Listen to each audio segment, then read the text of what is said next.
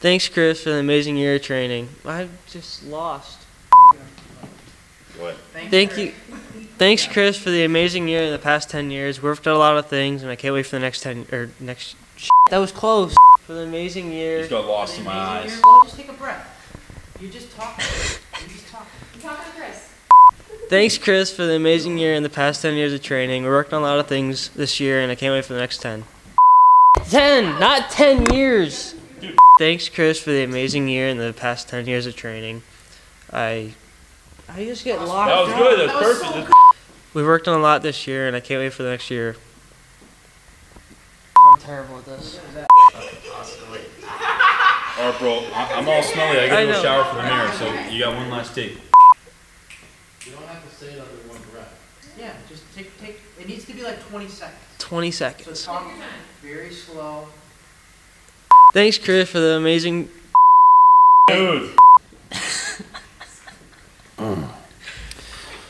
3, 2, 1. 3, 2, 1. LJ, how many years has Chris Kenny been training you? 10 years at your house. Hey, I remember you starting off on the 50 and moving up to the 65 and used to do training camp there with him. Larry, he started on the 50s, didn't he, with Chris? He started on a yeah, at our house on the 50cc KTMs, and then he moved up to the 65s, and I was excited to see you ripping on the 125 last year at Southwick. How does it feel to have a guy like Chris as your mentor and trainer?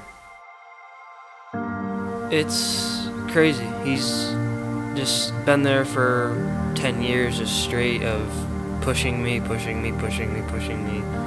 get me better and better. I've seen you guys out riding your mountain bikes, and he makes it fun, doesn't he? Yeah, you have to. I mean, at this level, you're just going and going and going. You have to have fun with it. So when I first met him, he really wasn't like, he didn't really just act like I was one of the kids he trained. He really acted like he was like almost like my friend, like he was my age.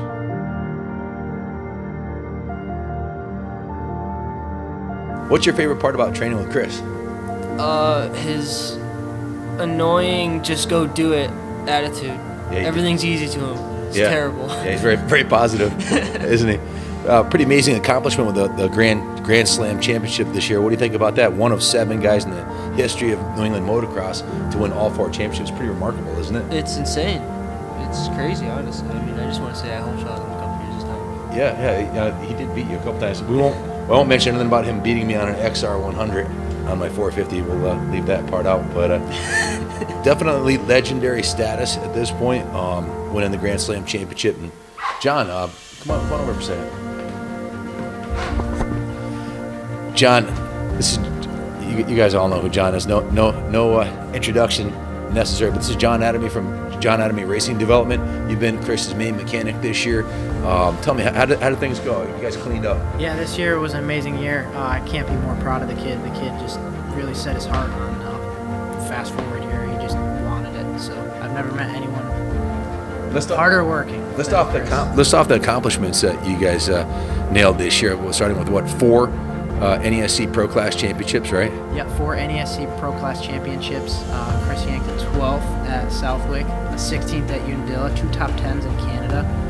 He went to a J-Day and beat all the J-Day guys like it was his job. That's pretty remarkable. In the Pro J-Day class, he cleaned up, never even raced a J-Day, goes out and smokes everybody in the woods. He's not even a woods rider with a bike that's set up for motocross, not for woods. So yeah, it was pretty amazing. We did a trip to Travis Pastrana's house too. We all did backflips. It was a pretty surreal year. We got pretty much to do whatever we wanted. All our dreams came true this year. So what's up for 2019 with you guys?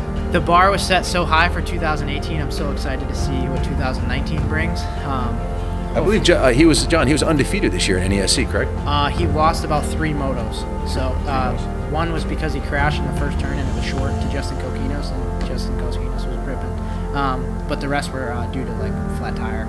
So if he didn't DNF or crash, he won basically. Yeah, he cleaned up. Yeah, he cleaned up. Yeah. What have you learned from Chris, either on or off the track, or both? Keep the gas on when I'm riding through the corners. Stay on the balls of your feet and elbows up. What's your favorite thing about Chris?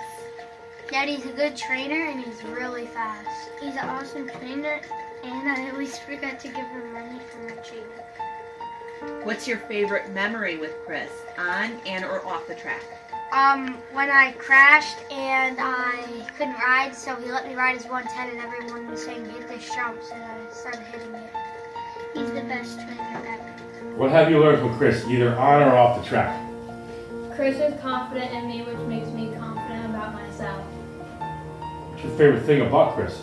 My favorite thing about Chris is that he is kind, humble, and caring, and he brings the best out of me. What's your favorite memory of Chris, on or off the track? My favorite memory with Chris is when he was trying to get me to clear the tabletop and he wanted me to get a feel of it. So he brought out his 450 and we jumped it together. And I'd like to say thank you for all your help and wish you the best of luck in 2019. So I'm beyond amazed at what you've accomplished this year, Chris, but not at all surprised. I knew you had it in you. Just needed to stay healthy. And you're a legend, brother. Don't ever quit. Just keep following your dreams and you're going to make it to the top. We love you, bro.